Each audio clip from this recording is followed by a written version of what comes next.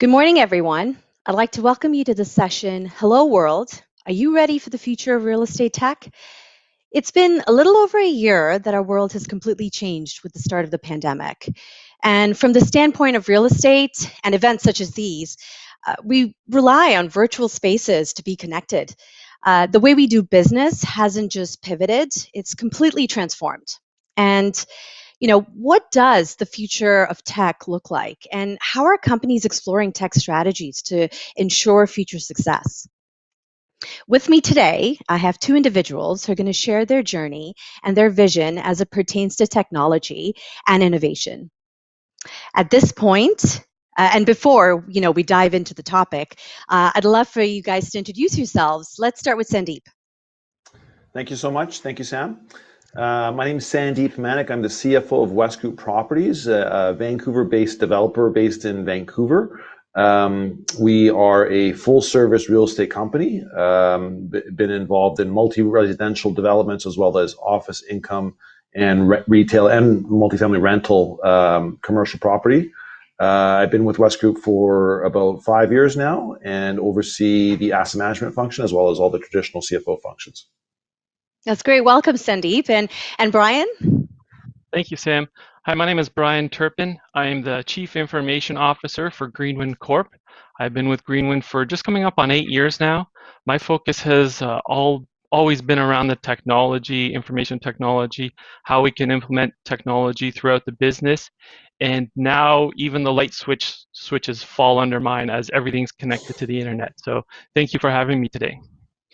It's great. This is absolutely fantastic. I'm really excited. And before we dive into that future vision, I was hoping to give our viewers a little context and share your tech journey over the past 3 years. What has it been and what has changed, if anything, during the pandemic? Brian, if you'd like to start with this one. Well, definitely, I'd like to first say that technology did not stop or sleep during the pandemic. I think the pandemic was a catalyst or an enabler for all things technology. At Greenwind, we've always had this digital mindset of being cloud first with mobility along with security. And I remember in my 2020 executive presentation, the theme around it was anyone, anywhere, access to everything they need. I recently heard, I think it was from Cisco, that their new theme is work from everywhere. And I love this idea. I think there's a blurred lines between where we can work now and where we want to work, and just embracing all of that is what the pandemic has driven. For us, we've always been focusing on, not just during the pandemic, but my overall strategy has been around digital payments, online leasing. I was doing virtual tours. I think the first time I piloted it was about 3 years ago, and now it seems to be the norm. When the pandemic hit, we kind of put everything on pause because, like many other companies, we weren't sure how long this was going to happen or take place. We didn't know what to expect. This was definitely something new. We've always planned for disaster recovery, but not really the idea of a pandemic where you didn't have that second location to go work from. We literally, within a couple of days, shifted our entire head office to remote. Once we got everybody set up, comfortable, then from there, it was looking at what our existing initiatives was, and we saw that there was an opportunity to just continue on with them. So the pandemic just briefly put a pause, but from there, we just pushed through on all the initiatives we set out, whether it's pandemic or not. And now that it's been over a year now, it's business as usual, working from home or working from everywhere, and then continuing along on all the initiatives and all the technologies that we're looking to implement at Greenwind here. And I like to just, one of the comments was something we specifically did for the pandemic was around the deferred payments. And that's where a vendor like Yardi quickly stepped up, pivoted to what was going on in our environments and what their customers were. And that was something, one of the real specifics that stood out for me around what we did when the pandemic hit for our customers. It's really amazing how it almost seems like the world came together and technology came together to almost aid a lot of that and see us through it.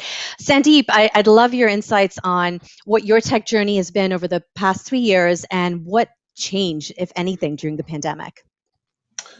Sure.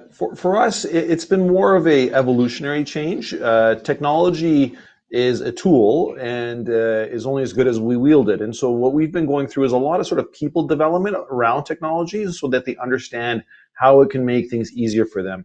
We come from a place where using collaborative tools like Google Sheets that are not secured were used quite often to support the business. And then we sort of involved and sort of displayed how other more sophisticated tools like Office 365 could be used. And that's been the backbone of kind of educating staff over time. And when the pandemic hit, what happened is we had this kind of call it delineation of people, delineation of users. Like there were accountants that were quite savvy with change and technology and working from home because they've been used to working in Yardi. And there's other staff who are much more used to the routine of coming into an office and having things turn on at your desk. And so when the switch happened about a year ago, we introduced them to these concepts like Teams and that sort of stuff, and how it was just a matter of pushing a button. So for us, it's been a lot of the people side has been the focus. The technology solutions have always been there in the background, but we haven't been paying enough attention to how they can augment how we can perform.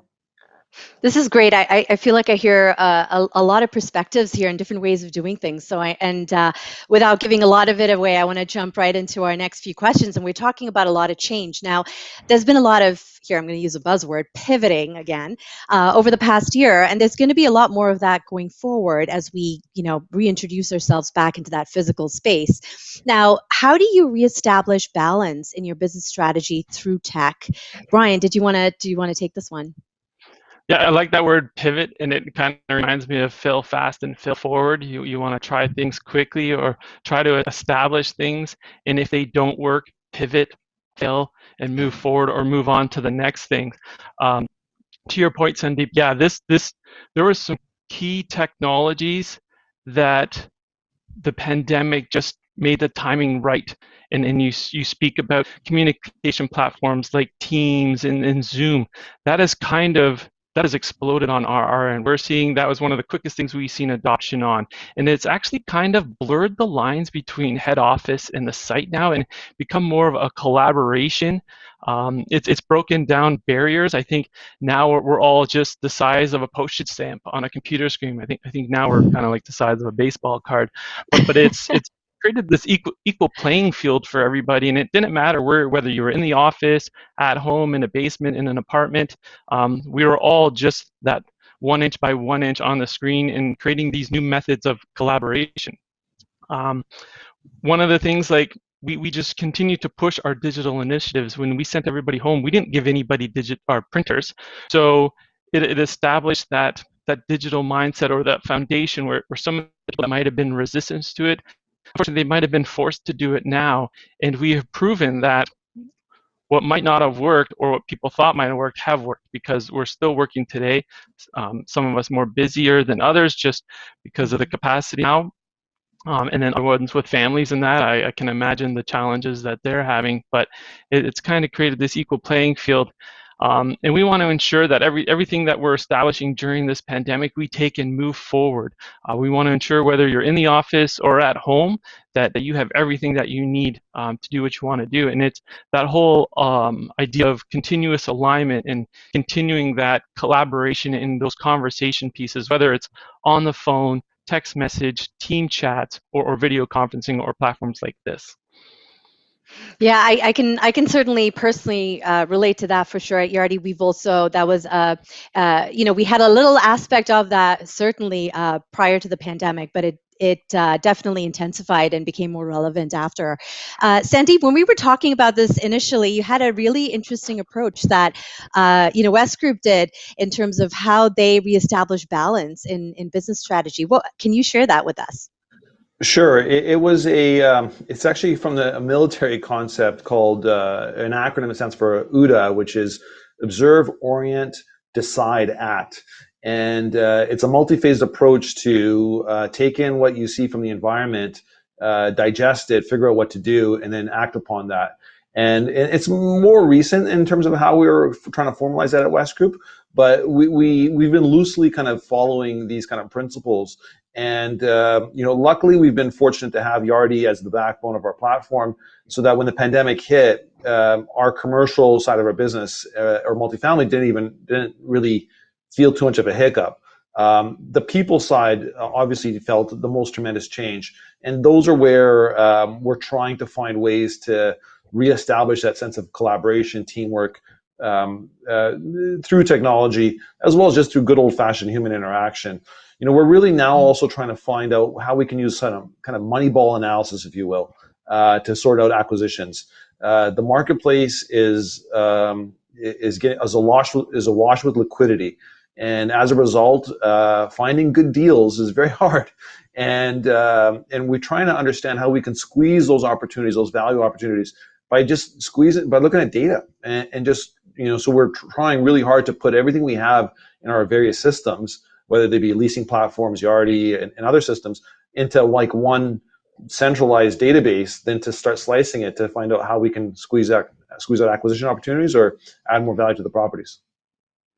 I really like that in terms of bringing data into that business strategy and kind of leveraging it to create that balance and to be able to create a strategy that works going forward. But a little bit about what you said, I'd like to dive a little deeper into the whole topic of data and decision making.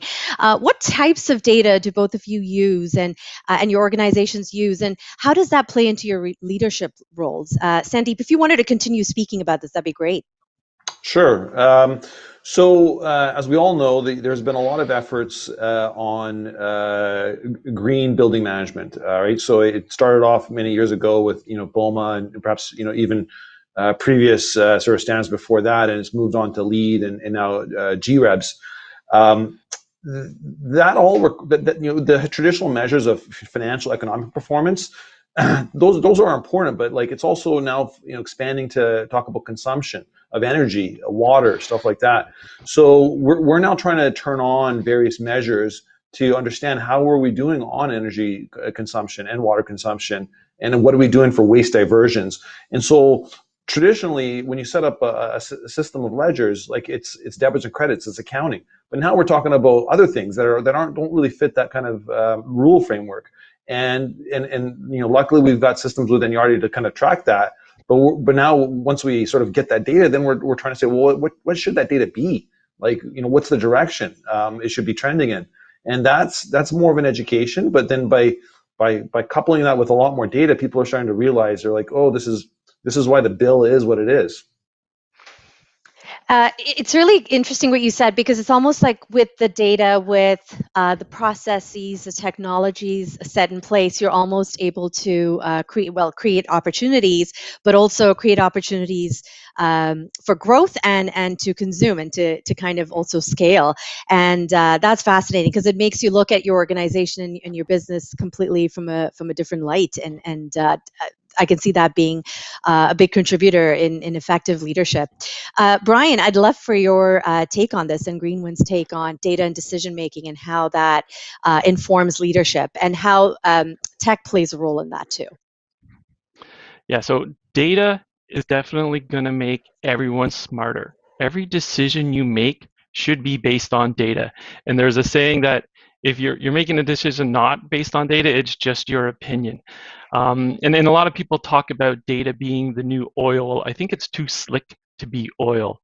Some people call it uranium because it has great power, but it can also explode in your face. So there's a lot of sensitivity around data, especially if we're talking about tenants or privacy, compliance. The government is coming out with a whole bunch of new laws around that. But I think the first opportunity, or the first step around unlocking the power of data, would be around your building itself. Creating that true digital twin, knowing how all your parts are integrating. There is the software and the hardware are intersecting now, and everything can have a sensor, whether it's leak detection, whether it's hours of operation. Those are creating tremendous new opportunities. The idea of zero maintenance or zero downtime in doing preventative maintenance, knowing that if a particular part is running for a certain amount of hours and after it reaches a specific threshold, it's time to replace it. those opportunities they're here now. Our vendors are using it, and to then be able to unlock that and create a single pane of glass showing you what your buildings are doing from a digital perspective, I think it holds true value. Knowing when you redo a roof or implement a new boiler system or low flow toilets, a direct correlation of the cost from last year to this year, or before and after, to me that's game changing. Like, I think whoever can find the balance and unlock this insight is going to set themselves apart between their competitors, and make them leaders within this industry. Um, I know the U.S. does a lot better job, but in Canada we're working on it and collecting it all together. It's super exciting what can be done, and then not to get too deep, but then if we apply things like AI, RPA, and machine learning on top of this data, these are great times to be just on the cutting edge of everything that's going on. Yeah, no, absolutely, and it's definitely an exciting and thrilling time with everything that's happening. Now, I want to kind of almost step back a little bit, and they say it takes a human being on an average 66 days for new behavior to become automatic. What are some of the things that your companies have adopted through the pandemic? I know you've mentioned a little bit of it, but what have they been through the pandemic, and what do you believe's here to stay? Brian, let's start with you.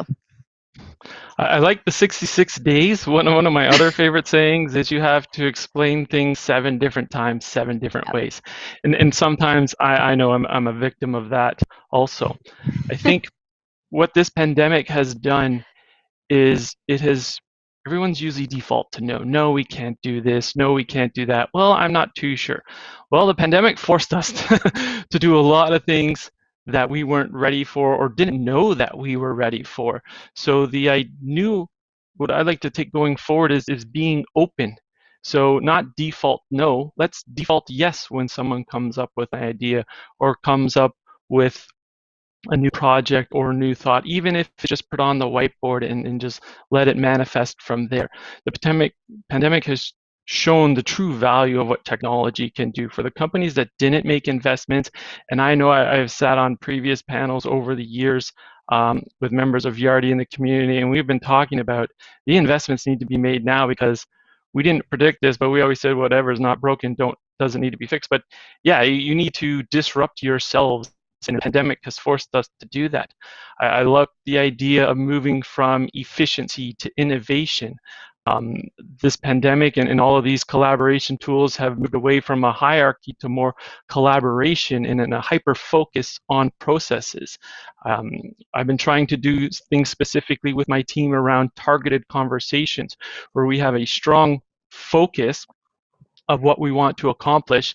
Then it's loose on how it's done, when it's done, where it's done, and then another strong focus on the accountability and the result of that. So these are all just pieces of change management. And I like Sandeep, you mentioned this many times already, and it's about the people. It's about knowing your audience and flexing to their needs. Yeah, it's quite interesting to see how this continues to evolve. And I love what you're saying too about moving from a space of just thinking about efficiency to a space of innovation. Truly to establish leadership in the industry too. I love that. Sandeep, what's your take on this? In terms of what are some of the things that your company has adopted through the pandemic that you believe are here to stay? I think the biggest change for us has been communication, believe it or not. When you're in the office, there's so many informal conversations that happen during the water cooler, the coffee room, stuff like that. And when people aren't physically close together, that platform for communication is now via, blasting out broadcast messages via Teams or for email. And so I think the level of communication is really important to inform people. And Brian, you've had a few good one-liners. Like one that I've learned from dealing with my family is that people will listen to you when they're sick of listening to you. And so what we're doing is we're just repeating the messaging again and again and again. And so people get it. And that's not to say that they're hard of hearing. It's more that like repetition is really important, because when you read it in an email, what we're finding is 5 minutes later, like I forget what I read. And so, we got to find ways to make a communication more effective in this digital environment. So we're still trying to experiment with how to do that with some limited face-to-face gatherings in spite of the pandemic restrictions. But anyway, communication is one thing that we've adopted during the pandemic that is going to be here to stay. I think it's also modeling behaviors. So everyone realizes now that you're being watched, right? And people are looking for inspiration. And various levels of the organization now have to demonstrate that chin up attitude, that's kind of stoic belief that that we'll get through this. And so I think you're going to see a lot more patience and perspective from various levels of the organization. That's definitely going to change. I think tech savviness will change, but I think that's going to be a bit more of a gradual process. Like even still, we're finding issues where people are working on a document and then they'll close the laptop lid and boom, there goes the document and they lost their day's work. We're like, you got to hit Control S, you got to save the document, stuff like that. So those are taking a bit more time. But I think it's again, it's the people and it's educating them and it's making it easy for them to change. Right. I want to Oh, sorry. Please go ahead. in. Jump right in. Jump right in. I love your comment, Sandeep, about communication, and it reminds me of a story I recently read. These platforms are allowing my team to have their voice on calls. And during the Raptors championship season, Nick Nurse at the beginning of the season refused to do the game film sessions. He wanted his assistant coach to do that. And then he did all through the season. And then once the playoff starts, he ran the game sessions. And I think the key there is hearing the different voices. Those voices get lost over text or emails, but when they're on calls, letting different members of the team present or lead, and then when the time is right, us as leaders step in, because it creates a different sense. Oh, Brian's speaking up now. He hasn't talked in 20 minutes, or he hasn't led the last 4 or 5 sessions. What is he going to say here? And that, I think, it had more of an impact on emotional intelligence. And then sometimes with all the noise that is happening, we're able to find the music when we have these opportunities like that. So it just made me think of that, and not to get too off topic. I just wanted to mention that and thought that was an interesting perspective and a different mindset and a different way of thinking about it. Listen, I always love any mention of the Raptors, so that's fine by me. Now in terms, and I love that. I think both of you've segued into this already because, and it's great that we're not talking about tools. And you're absolutely right. I think both of you, in some way, have talked about and addressed the mindset and being able to change the mindset. Now, I want to talk about corporate culture a little bit. We've been talking so much about people. How does tech play into your corporate culture? And even in terms of people, how do you get them out of their comfort zone? I think you've mentioned some of this, but let's just dive in and jump right in and talk a little bit more about it. Sandeep, do you want to start? Sure. Another kind of one-liner that is, if you're doing something and you're not scared, then it probably isn't challenging enough. So we and everyone has those different thresholds, right? And that's okay. And it's not a race, but we have definitely pushed people to a point where they're not feeling comfortable in some cases, and reassuring them about that, failure, mistakes, that's okay. And making a mistake is okay. It's not okay to not learn from the mistake. And so, that's part of psychological safety, corporate culture, stuff like that. And we have values and responsibilities, golden rule, stuff like that, adaptability, accountability. But one thing that's very important is that those are just words or logos on a coffee cup. Culture is about what you do every day. It's what you promote or what you don't promote. And what we are being very mindful and deliberate about is how we act. It's very easy with email just to kind of shoot out something and let it be like something that comes the first thing off your mind. But if you don't pump the brakes and think about that kind of corporate culture, what are you trying to inspire in other people? and you don't change that message so that you get to the outcome that you want, then you're going to have a problem. And so, going back to your question about like how do we get people out of their comfort zone, it's more about telling people just like go ahead and try it and see what happens. Like we are in a world where we thought that obviously the pandemic is a terrible thing, but like when it first sort of took off, we were in a perspective that this was going to be much more sort of dramatic, and it has been extremely dramatic. But like but we've been able to persevere and we're able to pull together. And so we're just trying to like you got to keep going, you got to keep moving forward, inspiring people for that. It's really great, and in terms of just recognizing that people have different thresholds and being able to kind of inspire them towards that, which is great. Brian, how does that work with you in Greenwin? There's no doubt in any industry, to any company, technology can be intimidating, and I think it's the responsibility of the IT teams to ease that fear. For us, we try to embed ourselves within the business. We build relationships with all of our users. We know each other all on a first name basis. I like to think of us as the bartenders. You come tell us your story. You're not calling us just because something broke or my computer doesn't work. We're having a conversation and an engagement. And we try to be as transparent as possible. What I'd like to feel or think about getting people out of their comfort zone is to have them believe in what we're doing. If somebody believes in something, they're going to try harder. They're going to go beyond what they normally do and try to figure something out or try something new. And again, it comes back to human aspect. Speak to them on a personal level.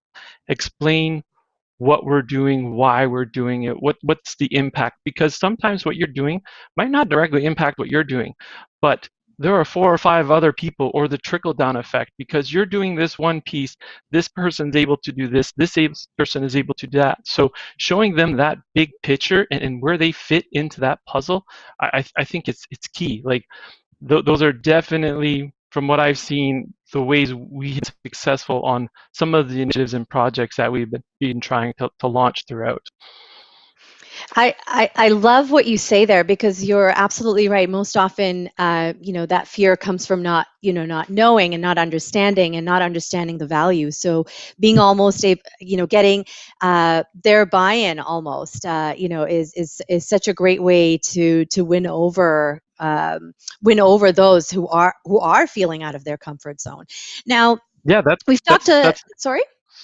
Oh, I was going to say, yeah, like Go ahead. I can implement anything on time, on budget, meet everything that they need. But if that user is still going to go back to that notepad or Excel spreadsheet or put down that tablet, it defeats the whole purpose. So engaging them and yeah, working beside the business, those are true key metrics. And I know we always talk about in our IT circles, IT knowing the business, and I know the business tries to know us, but I think it's easier for us to know the business, and that's where we can provide complete value there.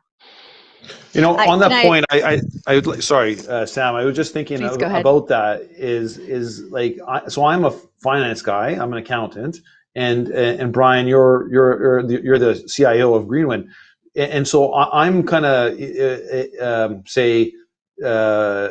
biased a little bit more towards the number side of things, and so I would love to see like the IT team developing more of that kind of social relationship with non-IT folks. Any sort of tools and recommendations that you could share there? For me, one of my number one rules: if you can address the issue, don't do it over the phone. Don't remote desktop. Go to the person. Go there face to face. When I onboard people, I create sometimes makeshift work projects where they have to go and speak to every single person on the company. I don't hire for technical skills. I hire for personal skills, passion, and imagination. Like I can teach you everything technical. I can't teach you how to speak to somebody. So building those and doing exercises within my team on those soft skills, that's the key. And what I think is the successful, how IT teams become successful, is building those relationships, knowing that there's no fear, there are no stupid questions, all of that. And then that just engages our community, you get more insight because they're not holding back, they're not being afraid. And to your point about failure and all of that, embrace failure. You know what? We always party for success. Let's party for failure. You know what? We tried something, we failed, but to your comment, look what we learned, and we are in a better off position if we didn't try at all. So that's key. But finding that right talent that can be the balance between the business acumen along with the technology skills is key. And I think that's where some of our vendors like Yardi come into play, because they know our business world. I applaud them recently. I've seen a bunch of property managers that have now been hired at Yardi, so they know the boots on the grounds of things and can again create that bridge between technology, business, and the people. I just want to put a little disclaimer out there that this is not a Yardi ad, but I'll take it. That's great. It's great to know and great to hear that feedback. Absolutely. I want to talk about, we've talked about tech, we've talked about the mindset, we've talked about, culture and the people. Can we speak a little bit about your tenants and your residents? How have your interactions with them evolved, and what's in store for that exchange in the future? Sure, I'm happy to kind of take that one first, Sam. Yeah, great. For us on the commercial side, it's been okay. Like a lot of the relationships have already been in constant, digital communication platforms and stuff like that. Payment systems are already largely digital, so that's been seamless. On the residential side, in the multifamily, that is a high human interaction business, and so the pandemic has completely upturned that part of our engagement.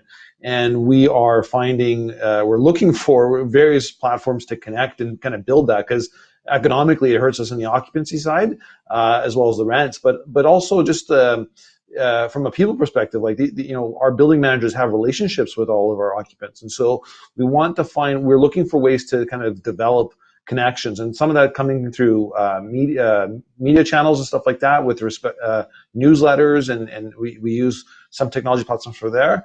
But then when you have, say, tenants that are not connected digitally, then it's going back to just being there for them through grocery pickups and stuff like that, and that's just kind of getting back to good old fashioned kind of human connections. It's been hard, definitely. Trying to build that relationship, because the urge to connect is just so strong, and in some cases technology just can't close that gap. Mm-hmm. Brian, there's a couple of things that you shared with us earlier too about things that Greenwin has done in the past and has maybe modified for the pandemic, and curious to know what those things are. Yeah, so previous pandemic, we engaged our tenants on what I felt on a variety of levels, whether it's barbecues, first day back to school for kids, celebrating all the holidays that we're able to, hosting events, just all of those community things that you would see in a normal neighborhood. We try to create that with our buildings. Definitely the pandemic has posed a challenge for us, because what I've noticed when pushing out digital technologies, a lot of our tenants relied on that human interaction with our site staff. And I was always impressed that our site staff knew every single tenant on a name-by-name basis. And it ranged from 50 people to 400 people. I was like, I'd sit there doing whatever technology-related item, and they're having conversation with one person, asking how their wife or kids are doing, then a conversation with another person. I was like, wow. And that's when it really opened my eyes to finding that balance between technology and the white glove or hands-on human-to-human service that we provide, and how do I push technology along with allowing those relationships to still form and still exist, because we've seen the impact on our elderly about loneliness, and how the pandemic has really heightened that. We've seen the impact on mental health, that the isolation and people living are alone. So that has been a key piece that's been in the back of my mind whenever I push out any sort of technology.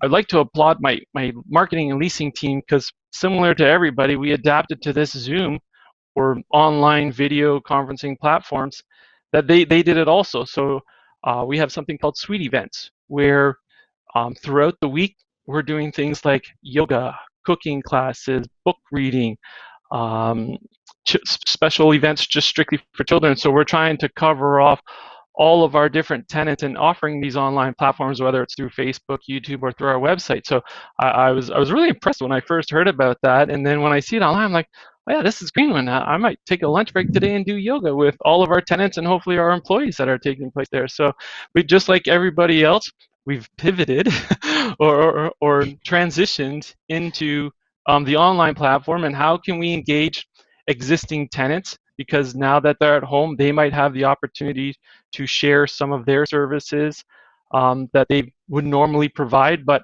have lost out on that due to the pandemic. So if you're a yoga instructor, perfect. We'll find a space for you, and now you can show your talents to the rest of our community. So making that leap was huge. But I do think there is a technology gap between our society in general. So to your point, Sandeep, yeah, I always use the flyer example. I still get flyers in the mail, but I know I can also do it digitally. So we have these extremes of generations and technology gaps that we need to ensure that we're meeting the needs of all of them. So whether it's a physical sheet of paper, whether it's an email, whether it's a digital print, encompassing all of that, knowing who we can text versus who we need to have a phone call with versus who we need to have a face-to-face conversation. I think those are all key things to know, and then it really blew my mind when I saw these sites, knowing like everything about all of our tenants. That was some interesting data to see. That's amazing. And it's very creative. I love that, being able to leverage tech and programming as well.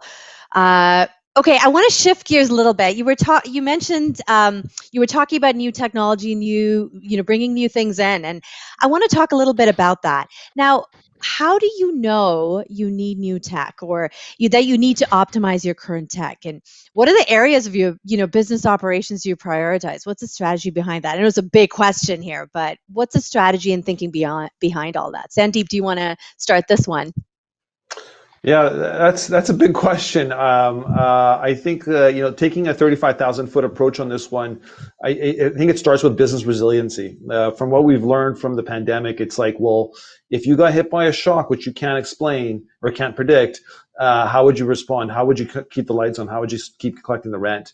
So that deals with a lot of sort of back of house type systems, and then it deals with accessibility as well.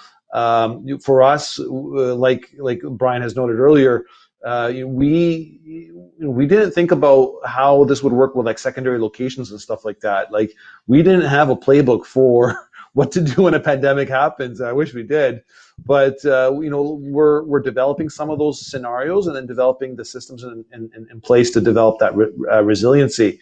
Focusing more on the users and kind of business line performance.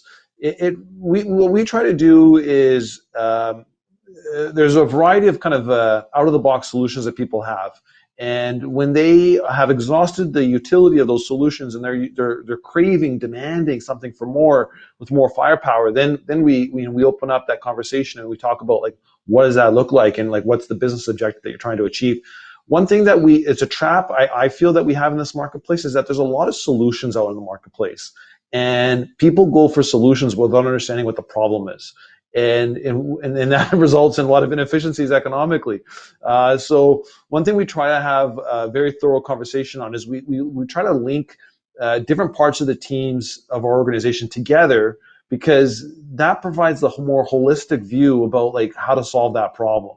If we end up letting each of the individual teams kind of do their own thing, then we end up having dozens of IT departments running in silos. And so we really try to be more holistic about when we need to feed more automation, more technology, and increase the budget. I think also it ties into kind of that economic analysis that we need to kind of clue everyone in. Like there's tons of toys that we'd like to have, but we got to understand like how does this increase value? How does this create value for the bottom line? And then once we do that, then our lens for solutions becomes much more narrower and focused on a subset of tools that are really worth it. I like that because you're kind of almost talking about, well, your company goals, and then you're looking at it from that bird's eye view to see, okay, what's happening up here, and then kind of diving down into and focusing on areas that can be optimized. And I also love that that you bring up user demand almost driving tech adoption, which is so great, and it says a lot about your team, which is obviously very forward thinking and innovative, and being able to recognize that too. So that's amazing. And Brian, what's your take on this in terms of how do you know that you need new technology, and what's your strategy in prioritizing that? Thanks, Sam. And I just want to echo some of the things you said, Sandeep. I love silos. The last thing you want are technology silos or process silos. You want to ensure that those are everything that we're doing has some sort of integration across all verticals. I come from the mindset of complacency will be the death of any company, and we all need to evolve whether we know it or not. Because if we don't do it, our competitors are going to do it, and we're going to be left behind. These are dangerous questions because it's very easy to fall into the trap of the shiny box. Ooh, look, something new. This is going to solve all my problems with technology, which is usually not the case. So, yeah, you briefly touched on this. Is in Green One IT, our mandate in the moment we introduce anything is what is the business problem we're trying to solve, and what is the value add. If you just ask those two questions before anything, that'll help guide you whether you need the technology or not, or that'll create the foundation. So those are two key questions to ask. For us, we think of ourselves as a business within the business. We're an IT department that functions as a entity that sees all verticals of the business. So we're driven by what our tenants want, what our clients want, what the ownership wants, and what our vendors are looking for. So those key pieces are the key pillars for us on the solutions that we want to provide. And again, that comes back to being integrated or embedded with the business, knowing it. One of the things I've always done was receive every single email that our tenants send to our general intake box, so I can see the problems that might be occurring and then come up with possible technology solutions. Sometimes it's a simple process fix. Other time it's something more bigger that we need to develop or bring in-house, or look for an outside solution. So that's your easy answer right there. And that's within any industry. It's going to be driven by your customers. And for me, I have several different types of customers. I think every company, whether they realize it or not, is a technology company. So ensuring that you have that internal infrastructure is key. We have to prioritize everything. It's not just accounting, property managers. We need to ensure that we are standing up all verticals of our business. It's like building a building. You can't build one side without the other side.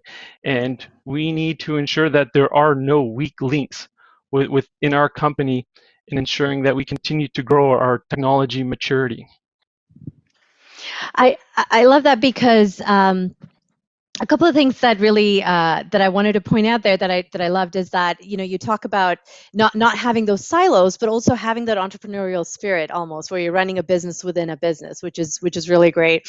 Now, speaking of new technology and all of that, it's just how do you properly phase in new processes and technologies without overwhelming your business? I think this is a question I know Brian and I have definitely discussed.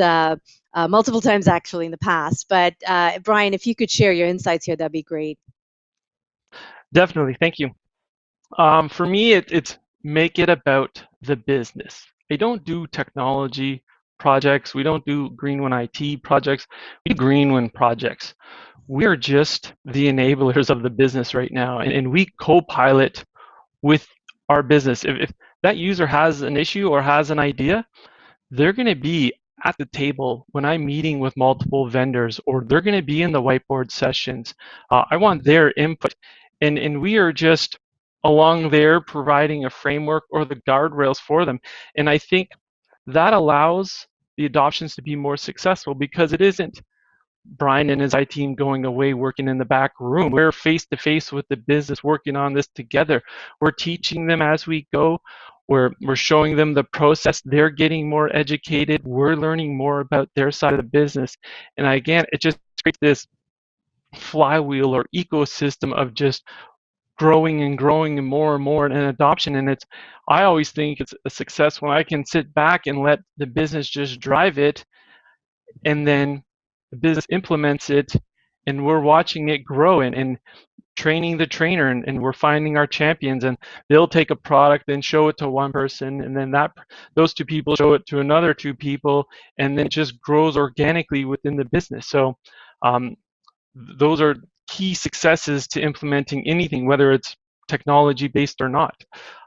It's very easy in this day and age with the cloud and data centers and all this prop tech, to quickly pilot different technologies, ideas, or theories with a minimal investment. And then when the proof of concept is shown, we're able to scale it quickly. So we can take something that might originally be for 4 people, and once we show the proof of concept, show the business problem we have solved or the value add we've created, scale it to 400 people or 4,000 people. So that's where technology shows its true scale and true power.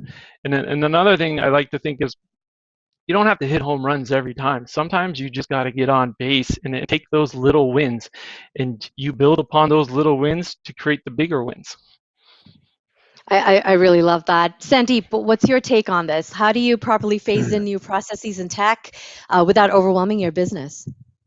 That's a good line, Brian. It looks like we're trading lines here. I got another one for you. Technology reduces the friction between effort and results. And so what we try to do there, and to answer your question, is we look at processes that are heavily human manual driven processes, where people are taking a bunch of data from one spreadsheet or some PDF and putting it into another PDF. And we're like, why are you doing that, right? And then that human being doing that, realizes that they weren't born to do that for their life, and they really want to get out of that hole. And so we find ways where, like, there's a better way of doing things. So I take a perspective of, we just want successful outcomes. So how do we get there? What are the preconditions for successful outcomes?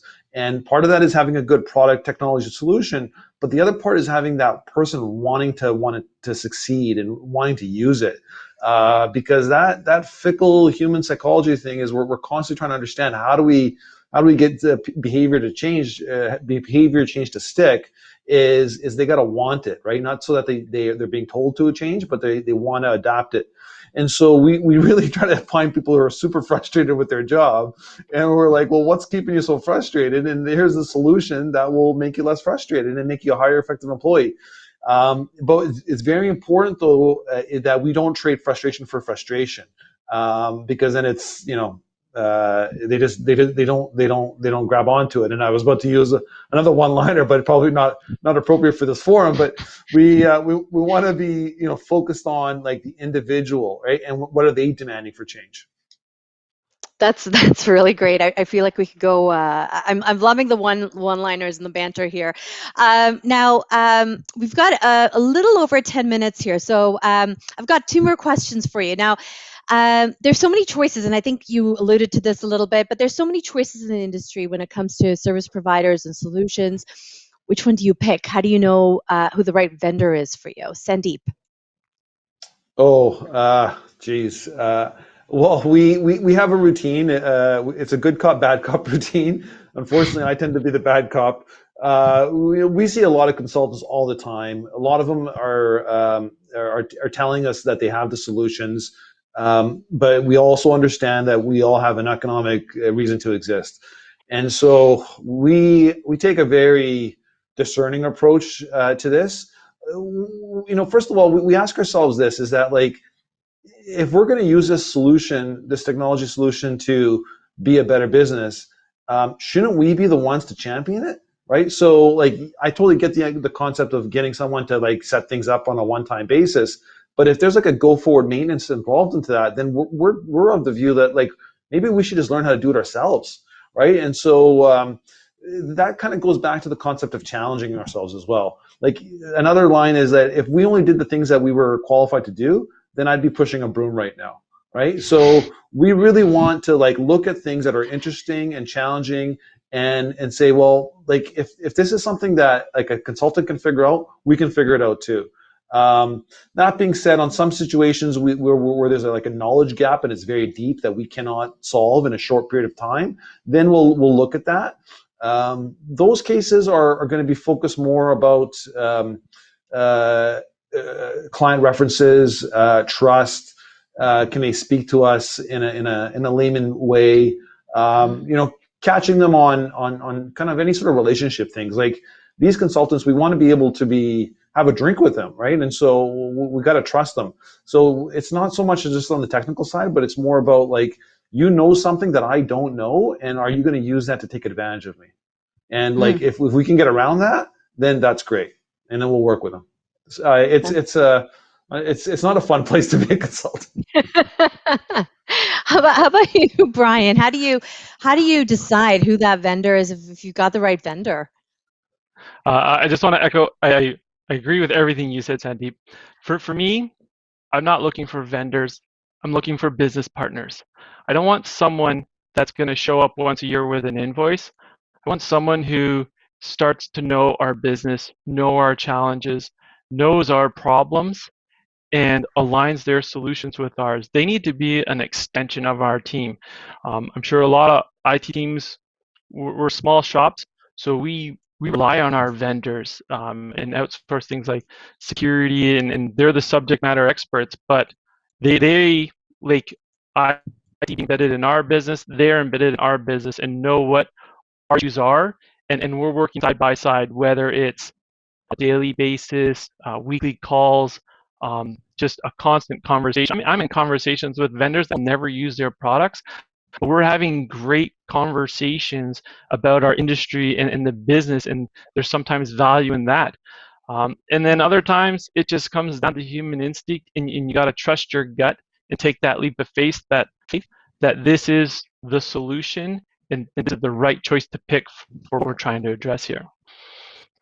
No, that's fantastic and really, really insightful. And listen, I'm on a panel here with two leaders, and after our conversation, it's so apparent that both of you lead in truly unique and remarkable ways, and similar ways as well. So my question is really, what is the role of leadership when it comes to technology? I know you touched on it a little bit, but what is the role of leadership in your organization when it comes to technology? Sandeep, if you wanted to go first. I'm trying to think of something witty here. I'm losing something. I don't have anything, but I think it's just going to come down to knowing what the opportunity is and communicating that to people, and making sure that we align ourselves on the opportunity, such that we're not trying to focus on the problem. So technology, like Brian said, it's an enabler. But sometimes people view it as just a problem solver. Like it's something to add a bunch of numbers up together easily. It's more than that, right? So we're trying to say, this is the objective we have. This is how we're going to do it, and these are the tools that we have in our hands to go forward into that uncertainty, but with confidence. So I think it's about communication, but focusing on the business. What is the opportunity? Being very clear-headed when it comes to where what the direction is too, which is great. Yeah. Brian, what's your take on this? I think for me, it's a marriage of technology with people, and it's not so much about the tech; it's about the attitude, behaviors, and foreseeing the possibilities of what technology presents within a company. Oh, that's great. Listen, I think I honestly think we could have this conversation or this banter or really the string of one-liners here for hours. But we're we're getting to be out of time here, and as much I do want to thank you both so very much for your insights and your contribution to this conversation and to the conference. And to conclude, really what I'm hearing and what I'm seeing here is that there are a lot of ways in which you can approach technology, and people really and leadership are central to all of it, and that mindset is really central to all of it. And if you've got that vision and that those company goals, and if your single focus is on that, everything else really does fall together. And both of your organizations have done them in fantastic ways. So thank you very much, everyone, and I hope you enjoy the rest of your conference.